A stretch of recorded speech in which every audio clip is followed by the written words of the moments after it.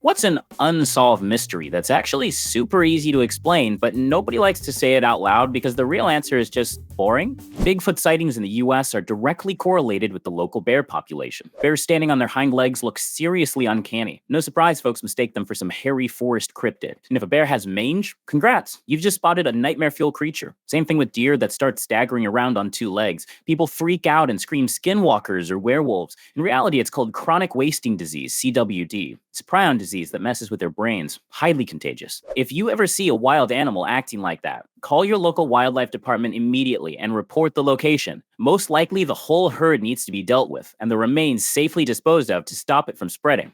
The disappearance of Amelia Earhart. People keep acting like it's some eternal unsolved riddle, but we've basically had the answer for decades. On Nikomaro Island, they found her shoe, her compact mirror, a piece of airplane windshield, and even the jar of anti-freckle cream she always carried. Her last distress call came from that exact area. And get this, just 3 years after she went missing, bones matching her description were found on the island. Yet every couple of years, there's another new expedition to solve the mystery. Honestly, the mystery's been solved over and over again.